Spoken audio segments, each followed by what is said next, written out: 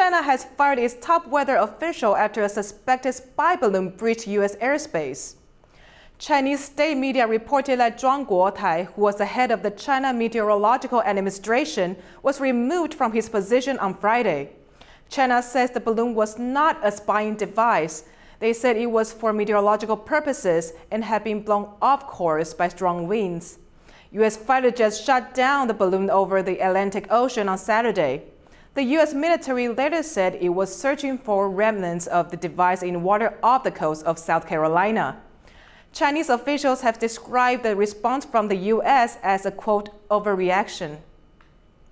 For more on the aftermath of the Chinese spy balloon in the U.S., our reporter Jaime Ocon spoke to William Kim, a defense consultant with the Marathon Initiative in Washington, D.C. Why did it take this long for the United States to shoot down this balloon? It took long because officials did not want to down this balloon over a populated area. I mean, this was a very large payload on the balloon. It was size something like 3 buses.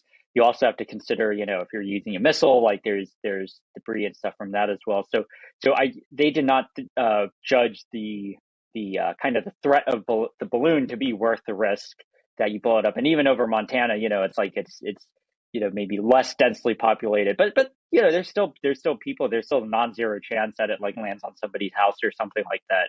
So that's really in the short answer why they waited until it was over water before shooting it. Now, once they did decide to shoot it, they actually managed to do it very quickly. I was somewhat surprised by this. This time they used a missile, which clearly got the job done a lot faster.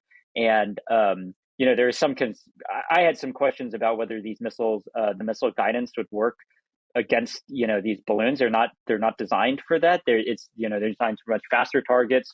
This is very slow. It can look at like slow countermeasures that aircraft deploy, so chaff flares that they are that they're supposed to not hit. But at least when it comes to this missile, it did take it out. There are reports that defense officials knew about the balloon since around January 28th. What should the U.S. do to prevent situations like this one from happening again? The reporting is that the president did not know about this until Wednesday, by which time it would already be over land. And the president did want to shoot it down initially, but then didn't, but was told, about the debris risk and then decided to wait until afterwards.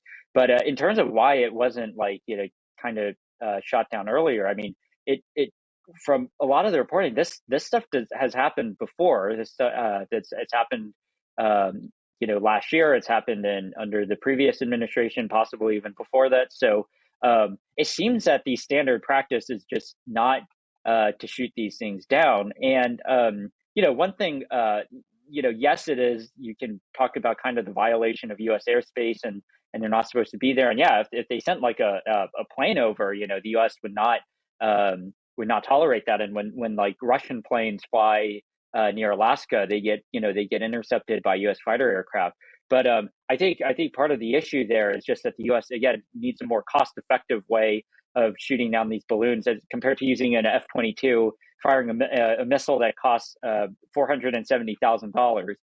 In this case, I think there's is a favorable exchange. This balloon looked pretty big and pretty expensive. But in the future, you could be dealing with much smaller payloads, and they're not always going to be these multi-million-dollar big sensor packages, or they could potentially be decoys in the future.